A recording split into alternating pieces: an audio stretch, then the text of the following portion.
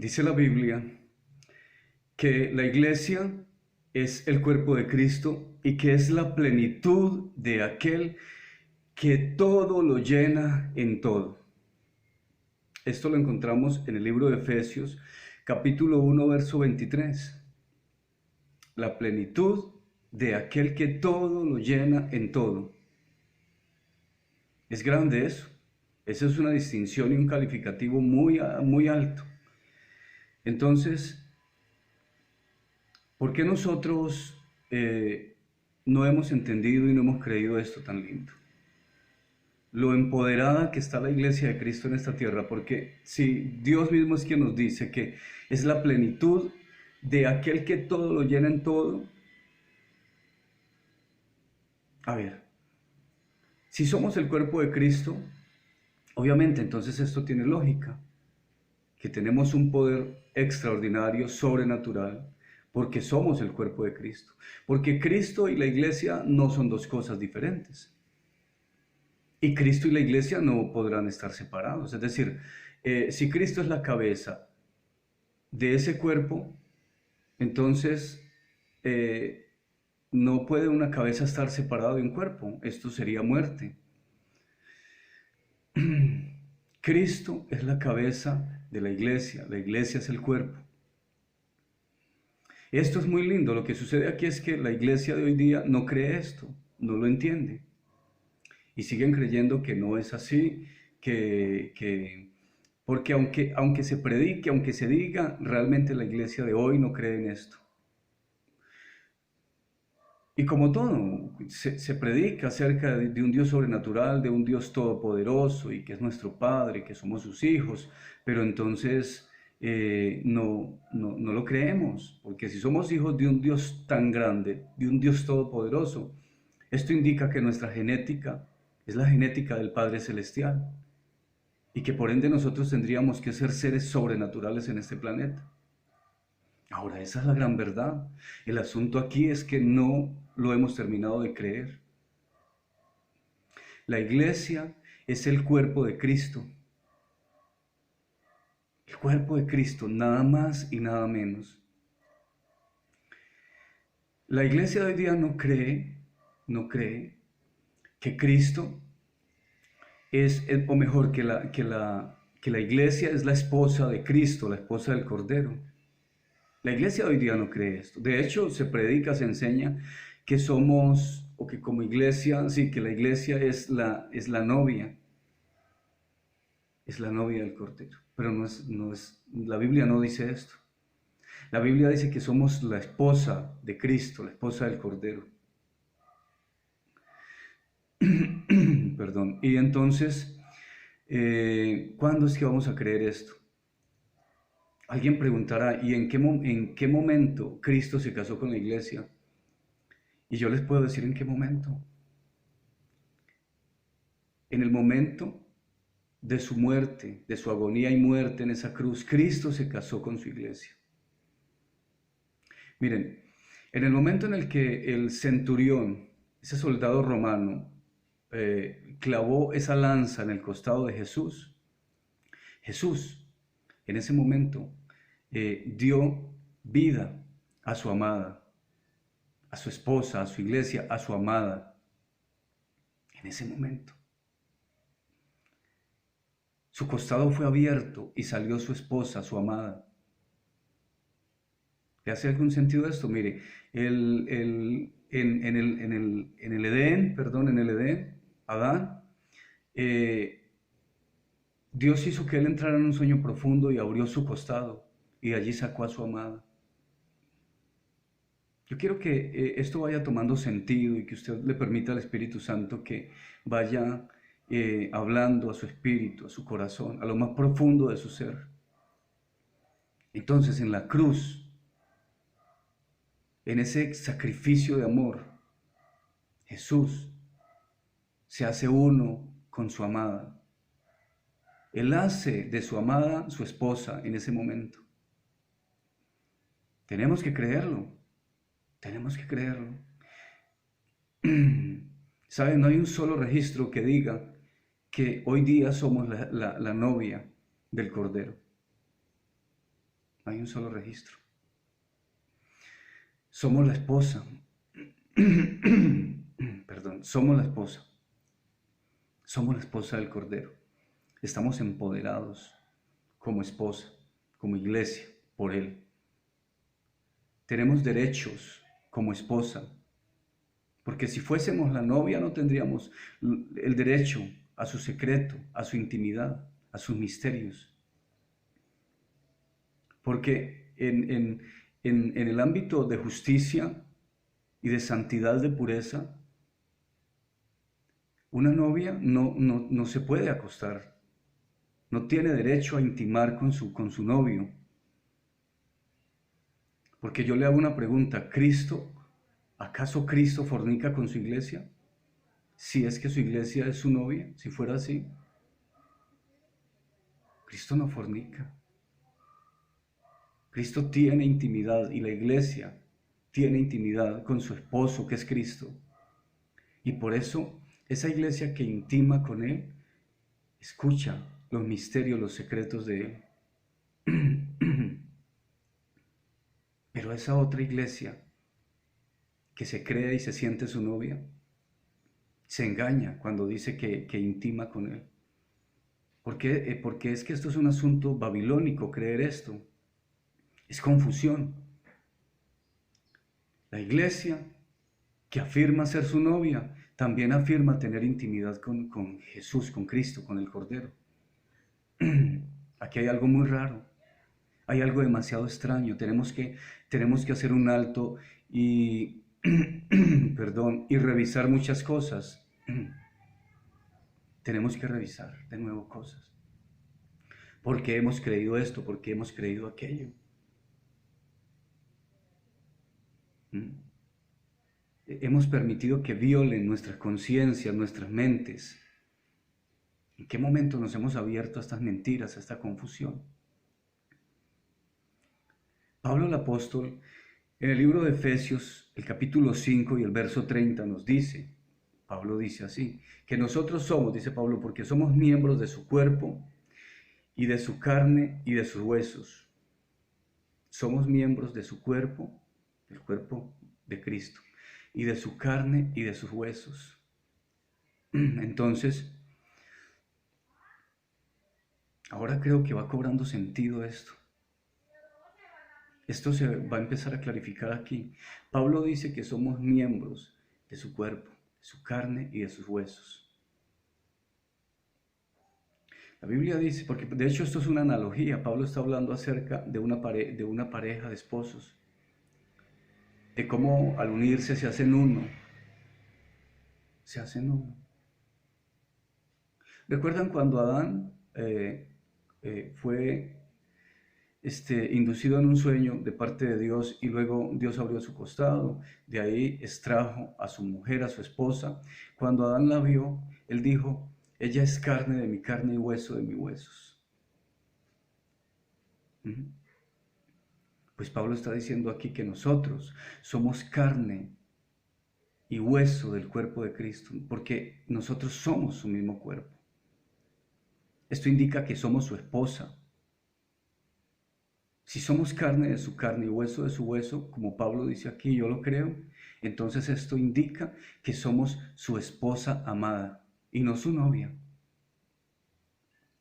La novia no tiene derecho a lo que el novio posee en este caso, pero sí la esposa tiene todos los derechos. Entonces Pablo, en esta analogía que les repito, Efesios 5:30, que dice que somos miembros del cuerpo de Cristo, carne de su carne y hueso de su hueso, está dejando muy claro que no somos su noviecita, que somos su esposa, la que gobierna juntamente con él. Carne de su carne y hueso de su hueso, su esposa. La iglesia que se cree la novia de Cristo no reina, por eso no gobierna y por eso ni siquiera en la mente de esa iglesia cabe esto. Aunque hablen, insisto, eso es Babilonia, confusión. Se habla de que somos reyes y sacerdotes porque la Biblia lo dice, pero no reinamos como reyes. Ni siquiera creemos que Cristo esté reinando, aunque afirmamos que es rey, que tiene una corona, que es rey de reyes y señor de señores. Pues no, no lo creemos. No es así entonces. ¿Qué es la iglesia de Cristo? Es la cosa más poderosa sobre la tierra. Dice la Biblia que a Dios el Padre le agradó que en Cristo habitara corporalmente toda la plenitud de la deidad. Su iglesia es la plenitud de aquel que todo lo llena en todo. Si somos uno con Cristo, porque es lo que la Biblia dice, que quien se une a Jesús, un espíritu es con Él. Ahora, unirse a Él, esto tiene una profundidad. Unirse a Cristo es algo muy grande, es un asunto muy del espíritu. De hecho, dice, quien se une a Jesús en espíritu, un espíritu es con Él. Hay una grandeza el decir que nos hemos unido a Él. En lograr unirnos a Él hay mucha grandeza. Y a esto tenemos nosotros que apuntar, en esto tenemos que creer. Y quien se une a Jesús es uno con Él. Yo me voy a atrever a decir algo más. Quien se une a Jesús pasa a ser el mismo Jesús.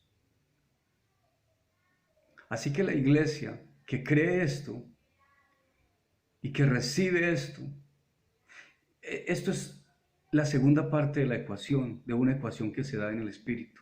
La primera parte inicia cuando yo recibo a Cristo como mi Señor y Salvador, al confesarle y al decirle perdona mis pecados, perdóname, lo único que quiero es caminar contigo, direcciona mis pasos, perdón, te abro mi corazón y todo esto. En ese momento Cristo entra a mi vida. Ahí se da la primera parte de la ecuación, que es Cristo en mí.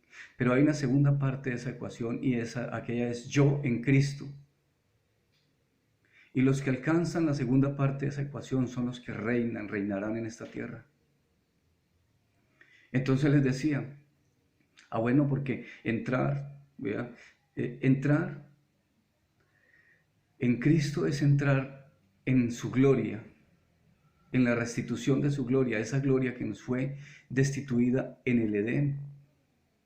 Allí todos pecamos, dice Dios, y por esta razón fuimos destituidos de la gloria de Dios. Entonces la segunda parte de la ecuación es que esa gloria nos sea restituida. Es nosotros entrar en Él. La primera es Cristo entra en nosotros, la segunda nosotros entramos en Cristo. Entrar en Cristo es entrar en su gloria.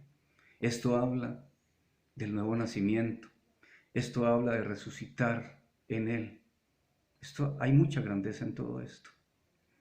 Entonces yo les decía hace un momento que quien se une a Jesús, un espíritu es con Él. Y que yo lo que veo ahí es que cuando yo me uno a Jesús, yo paso a ser Jesús. Yo llego a ser Jesús. Algunos creerán que esto es blasfemia y lo que sea, pero es la Biblia quien lo dice. Quien se une a Jesús, un espíritu es con Él. Porque cabeza y cuerpo son una misma cosa, por así decirlo, permítame esa palabra, y ya no se sabe entonces quién es la iglesia y quién es Cristo, dónde termina la iglesia, dónde inicia Cristo, y dónde inicia Cristo y dónde termina la iglesia. La iglesia y Cristo son uno solo. Por eso entonces es que la Biblia dice que somos la plenitud de la deidad. Porque uno diría, la plenitud de la deidad es Cristo. Cristo es la plenitud de la deidad. Pero Cristo mismo, Dios mismo ha dicho que nosotros como iglesia, por cuanto somos su cuerpo, por cuanto somos su esposa y nos hemos hecho carne de su carne y hueso de su hueso, ahora somos juntamente con Él la plenitud de la deidad. Compartimos esa plenitud de la deidad, compartimos su gloria. Qué lindo y poderoso es esto. Para la iglesia de hoy día, otra parte de la confusión de esta iglesia es que Cristo está ausente. Cristo está ausente para la iglesia de hoy día. La iglesia se mueve en un sistema mundanal. Tristemente, la iglesia se mueve en un sistema mundanal por esta causa, porque Cristo está ausente. Lo que le sucede a las personas de afuera, que llamamos personas del mundo secular, también le sucede a la iglesia de hoy. ¿Por qué se dan estas cosas? Por el desconocimiento que hay. La Biblia dice que el pueblo de Dios perece cuando le falta el conocimiento revelado. La iglesia de Cristo de hoy tiene a su Cristo ausente, pero hay una iglesia que se está levantando que entiende que le ha sido revelado a esta iglesia que Cristo está más presente que nunca, que Cristo está tan presente que está en mí,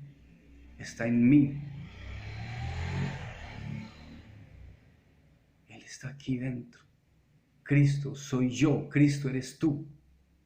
Si somos su cuerpo, entonces, ¿acaso no significa esto que tú y yo somos ese Cristo que el mundo tiene que empezar a ver? Que el deseo del corazón de Dios es que nosotros formemos ese Cristo cada día a través de la unicidad del Espíritu, que es lo que Él quiere, lo que Él pide. Cuando Cristo hace esa oración en Juan 17, Él dice, Padre, yo una de las cosas que más pido, y estoy parafraseando aquí, es que ellos sean uno, en esa perfecta unicidad que tú y yo tenemos, Padre, para que ellos sean uno como tú, oh Padre, en mí y yo en ti, que también ellos sean uno, para que el mundo crea que tú me enviaste, es decir, para que el mundo llegue a creer que tú me enviaste. Esta gente en mi iglesia tienen que llegar a ser uno. Entonces, ¿por qué seguir creyendo en un Cristo ausente y seguir suplicando y seguir vociferando, predicando que Cristo va a venir, que Cristo viene, que cuando viene, que Cristo, por favor, lo estamos esperando, que Cristo y su venida está pronto, está pronta? Que la venida de Cristo ya está. Y cada que se sucede un hecho como el que estamos viviendo en este tiempo, entonces decimos esto sucede porque Cristo está a las puertas. Porque ya Cristo viene. Por ahí leí hace poco algo en internet que decía, me causó risa porque decía, estaba ahí una supuesta imagen de Jesús y le está diciendo a su pueblo, tranquilo hijitos, aguanten solo un poco más, que ya vendré, ya regresaré, que regresaré pronto a ustedes. Qué tristeza con esto, qué tristeza. Cristo está presente. Yo no espero la venida de Cristo, yo no creo en eso, porque Cristo ya está, Él es fiel, Él lo prometió, Él está aquí presente. ¿Cómo es posible que Cristo se iba a ir por allá a un tercer cielo, yo no sé dónde, olvidado de su iglesia durante más de 2000 años? Y mucha gente ha muerto entonces sin recibir esa promesa de su supuesta venida. ¿Acaso esa promesa fue para una generación, la generación que disfrutara de Él en su supuesta venida? ¿Y los miles y millones que han muerto? La venida de Cristo ya se dio, en el día de Pentecostés. Ahí se dio la venida de Cristo. Cristo, el Espíritu Santo y el Padre son uno. Cristo le dijo a sus discípulos, le dijo, yo me voy, pero vendré, no los voy a dejar huérfanos. Yo me voy a prepararles unas moradas, pero vendré. Pronto volveré, pronto. Él les dijo, solo un poco. Y si Él le dice a sus discípulos, solo un poco, entonces los estaba engañando. Ese poco se convirtió en más de 2000 años. No, esos discípulos de ahí, esos que estaban ahí, fueron testigos del cumplimiento de esa promesa de Jesús, que Él volvería, que Él no los dejaría huérfanos. Cristo ascendió al cielo y regresó el día de Pentecostés. Ahora ya no regresó a estar al lado de ellos, ahora ya regresó a habitar dentro de ellos. Cuando Él estaba presente con ellos, Él les dijo, yo ahora estoy enfrente de ustedes y no puedo habitarles.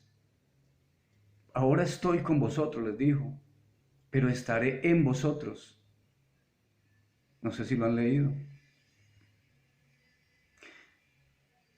Él habla del Espíritu de verdad, el cual, dice él, mora con vosotros, mora entre ustedes, al lado de ustedes, es uno más del grupo.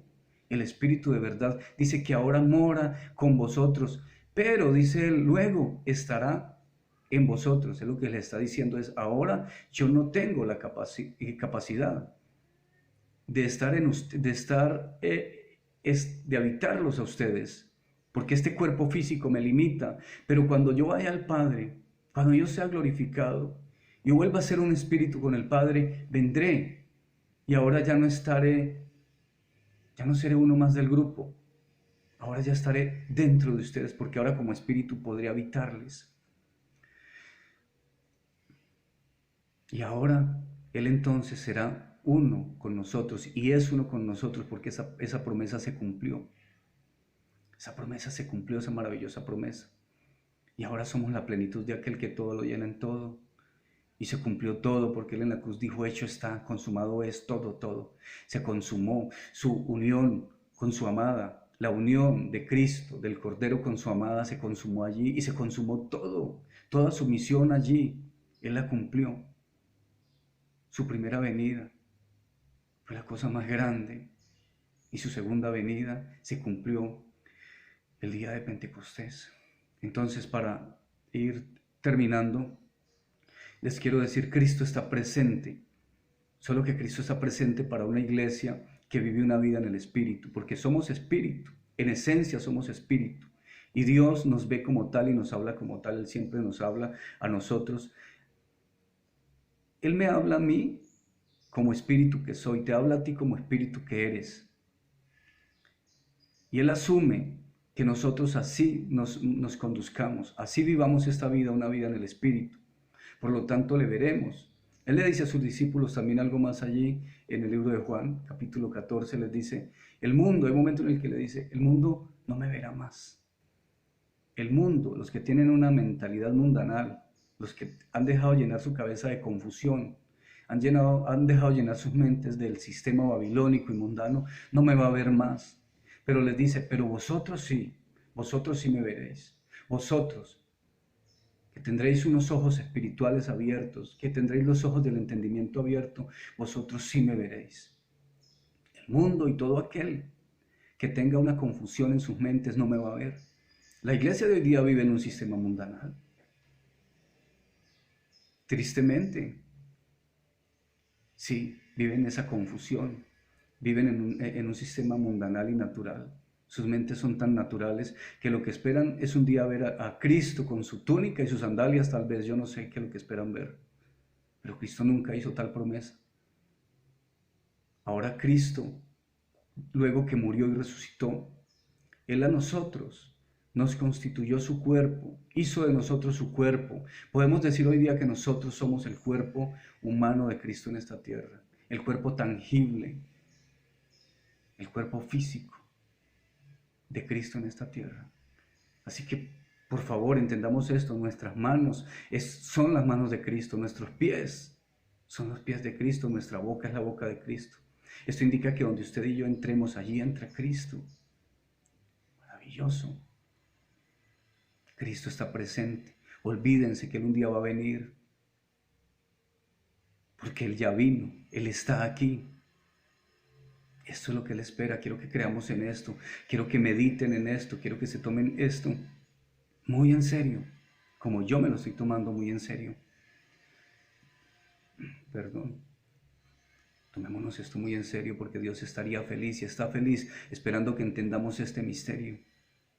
Él está presente. Somos nosotros los encargados de hacer que Cristo sea visible cada día a su iglesia. Que Cristo y que su cuerpo sea formado. Dito Dios, nosotros somos los encargados de clarificar y de hacer que los ojos de otros sean alumbrados por el Espíritu, para que puedan ver a Cristo en nosotros. Cristo no vendrá porque ya vino, ahora nos corresponde a nosotros entrar en Él, entrar en su gloria, entrar en esa dimensión celestial, entrar en esos lugares celestiales para entonces verlo cara a cara. Cada momento podemos verle, pero tenemos que entrar y vivir en una vida del Espíritu. Tenemos que vivir una vida en el Espíritu para entender esto, creer en esto y caminar en esto que les hablo hoy.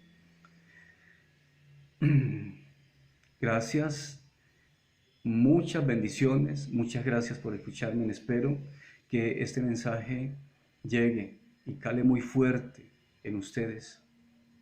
Así que Dios les bendiga y chao, y será hasta la próxima.